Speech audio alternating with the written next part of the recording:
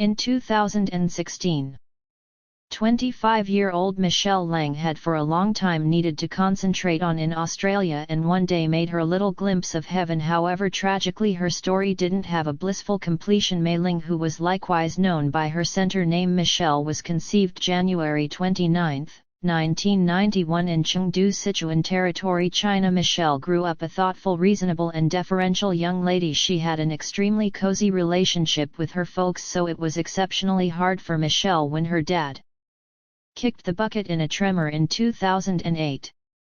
She gotten passing marks in school and longed for moving to Australia. Her mom Mei Yonglung upheld her through all that and trusted that in the event that her little girl got training in Australia, she would have a brilliant future sitting tight for her. In 2011, Michelle joined the College of Innovation in Sydney. This permitted her to come to Australia and satisfy her long-held dream. Michelle's auntie, her mom's sister, lived in Australia and offered her a room in her condo. She likewise had a girl who was 2 years more youthful than Michelle. The next year, in 2012, Michelle's auntie, who was 44, hitched Derek Barrett, who was 20 years more youthful than her. Derek was a briefly jobless IT expert and he was just 3 years more established than Michelle. From that point forward, Michelle, her auntie, cousin and Derek have all lived respectively in rural Campsie, New South Ribs. The initial not many years were fine. Michelle succeeded in her examinations, made new companions and figured out a section opportunity work in her extra time.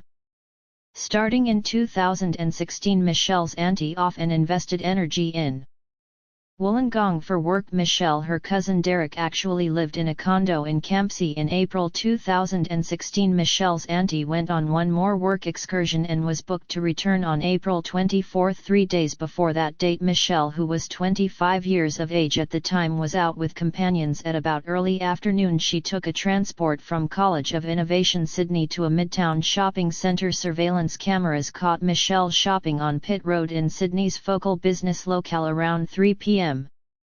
She was separated from everyone else, and the recording showed she was fine, not irritated by anything. The vision likewise showed her later getting a train from St James Rail Route Station to Campsie Rail Route Station, where she showed up around 4:30 p.m. The Campsie train station was the last spot Michelle Leng was seen alive. However, that day she utilized her phone to speak with loved ones until late at night. The people who talked with Michelle that night saw no tension or anything surprising in her voice. On Sunday, April 24, Derek headed to the train station to meet his better half, who had gotten back from an excursion for work. Auntie Michelle got some information about her niece and he said he hadn't seen her in 2 days. Derek was jobless during that time, sitting late at the PC and getting up late, so he said he and Michelle hadn't seen each other. He likewise said that Michelle had been investing a ton of energy with her sweethearts and going to clubs of late. Michelle's cousin frequently remained for the time being at companions' houses, so she didn't see her either for a couple of days. The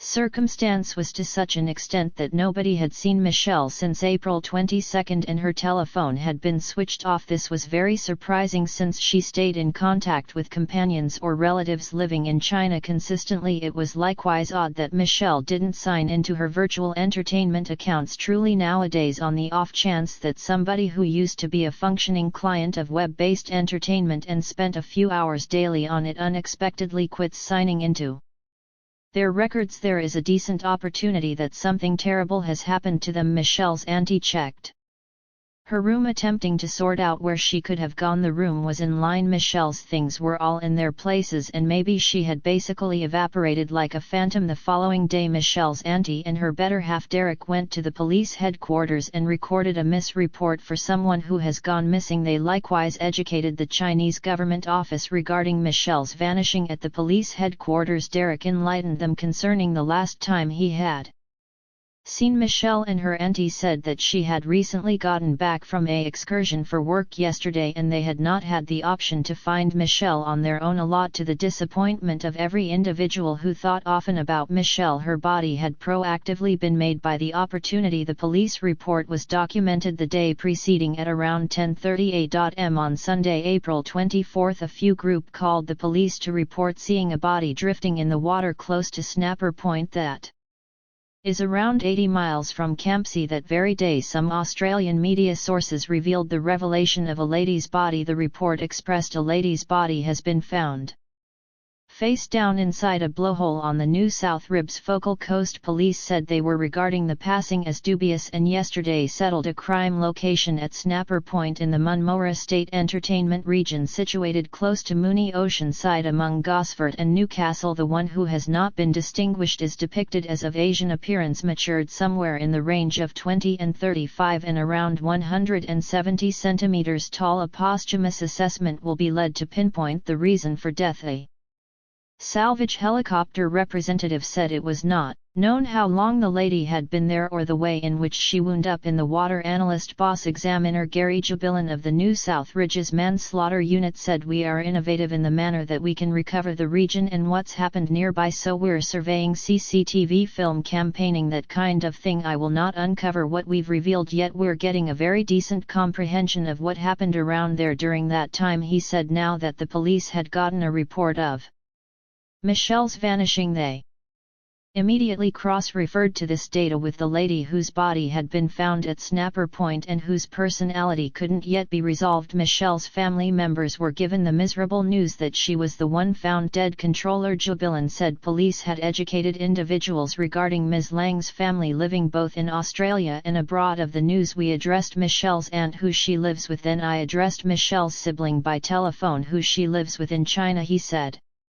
"It's horrendous information to convey and you can comprehend how vexed they were." Police have gotten some information about Michelle's exercises throughout the end of the week to approach and report it so investigators can find out as fast as conceivable who is answerable for this terrible wrongdoing. When the body was recuperated from the water, there were various wounds demonstrating that Michelle had been brutally attacked. At the post-mortem, the clinical analyst counted in excess of 30 cut injuries on her body. She battled for her life and attempted to retaliate against the culprit, which brought about cautious injuries on her arms. A couple of days subsequent to learning of Michelle's demise, her mom traveled to Australia to see her girl's fantasy place. Still unfit to grasp her passing, we even today actually can't acknowledge the way that she has left us, and we are still in extraordinary enduring. Ms. Zhang said, "When Meng Mei and I resided cheerfully with one another, won't ever return." She said, "You can never envision that. It is so excruciating to me. The saddest thing in life is losing somebody you profoundly love." While exploring the case, the criminal investigator talked with Michelle's auntie and her better half, since it was in their loft that she resided and they knew her best. Derek said that the last time he saw Michelle was on the night of Thursday, April 21 during supper. Subsequently they watched a film and afterward Michelle nodded off in her room. On Friday, April 22, when he awakened, Michelle was presently not home. He got up late, so it was entirely typical for her to have proactively left by him.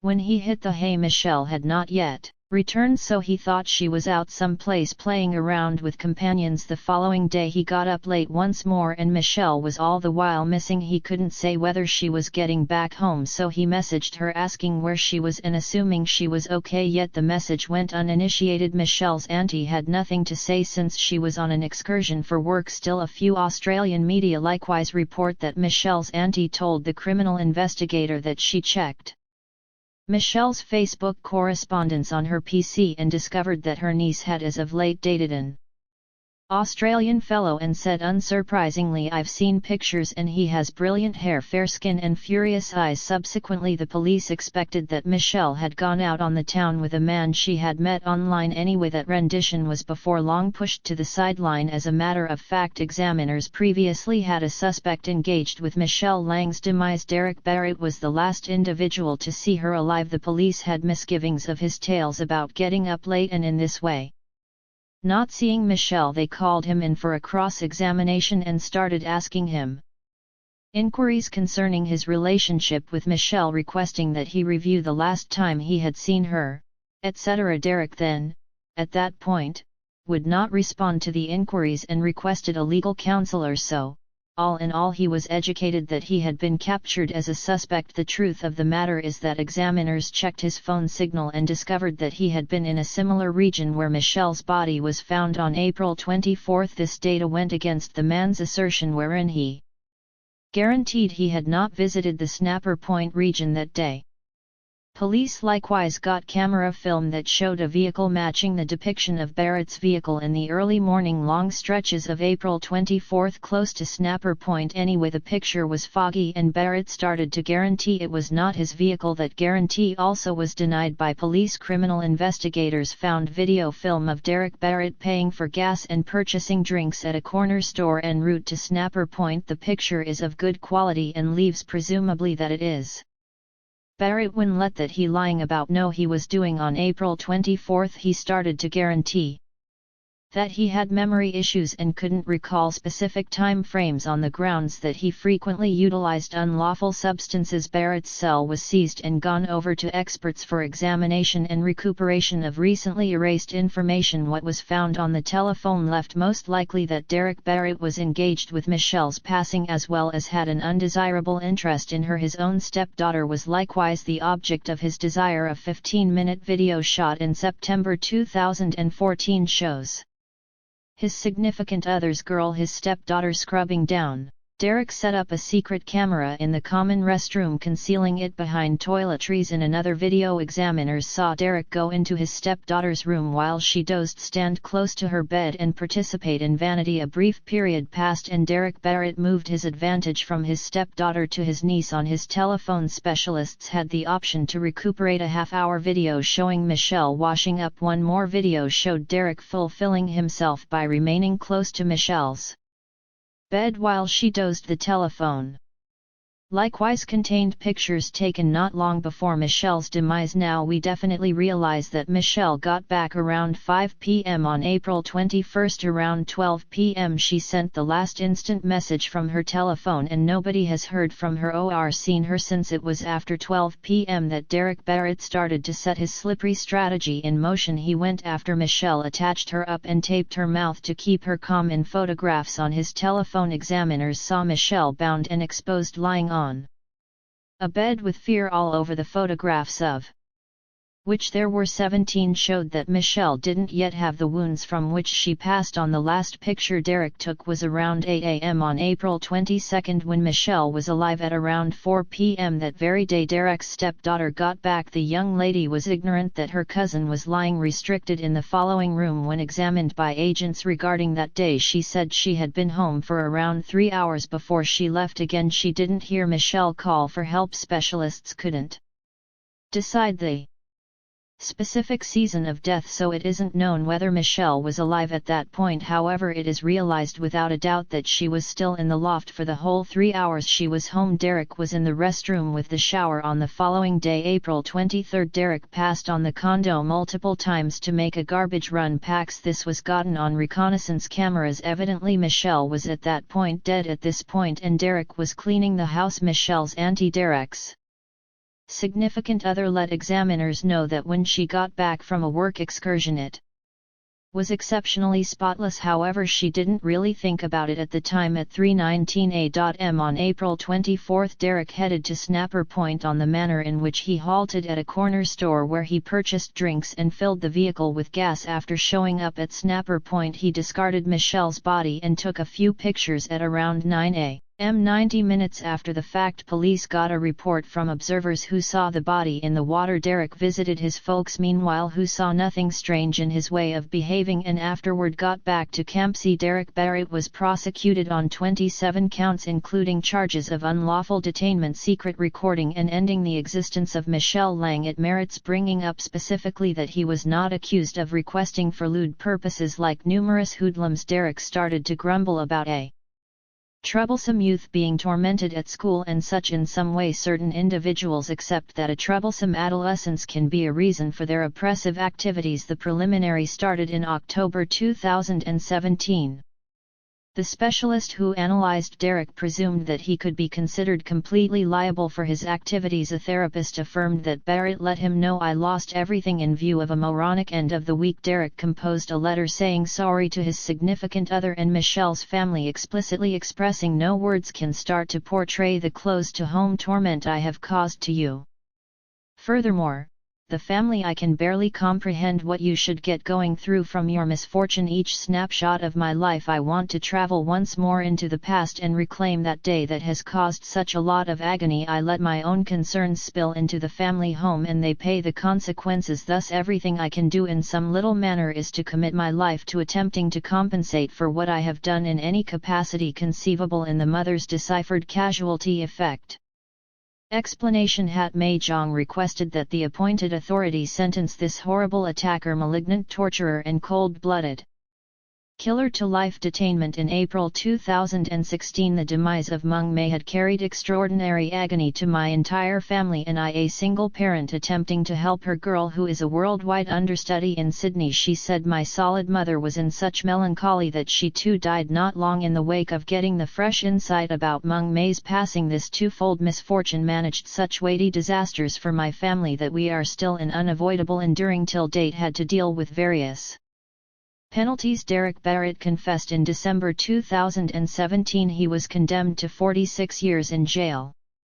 With the chance of parole following 34 years and a half. Barrett sat with his head down during his condemning and scarcely responded he should be qualified for parole in 2050, yet conditions changed. Investigator Gary Jubilin tended to the media outside court inviting the extended sentence. The courts have perceived the reality of the offense by the sentence that was given over on Mr. Barrett. He said, according to an analytical perspective it is fulfilling that we have equity, however there is no bliss in a matter like this. It's simply a very miserable case. Michelle's family requested that the appointed authority sentence Barrett to life in jail, so they were not happy with the sentence. The story doesn't end there anyway. Another occasion happened that set Barrett back in the court and brought about additional languishing over Michelle's family. 4 years after the wrongdoing, a lady found a USB drive in the possession of her older mother who experienced dementia. The old lady was not connected with Derek Barrett and lived around 6 miles from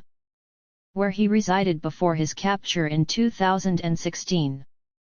In light of her memory issues, she was unable to recollect where she got the USB drive, and right up till now it stays a secret. Her girl chose to embed the Glimmer crash into her PC to see its items. The video she saw stunned her and she promptly called the police. Specialists distinguished Derek Barrett, who over and over satisfied his longing and treated Michelle not personally but rather as an item in the recordings. The recording was taken on the 22nd and 23rd of April 2016.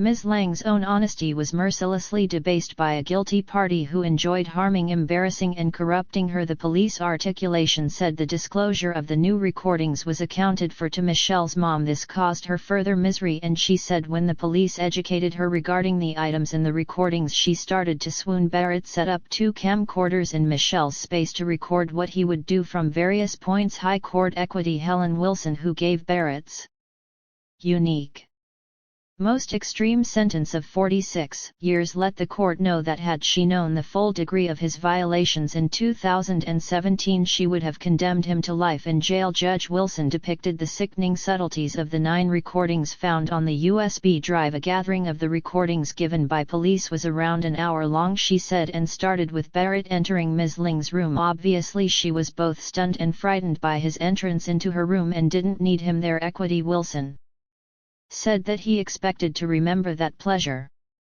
Later is obvious from the accounts the guilty party took inconvenience to make, she said, and his removal of the USB stick showed a craving not to get found out. After new proof was found, Derek Barrett was accused of lewd maltreatment of Michelle Leng.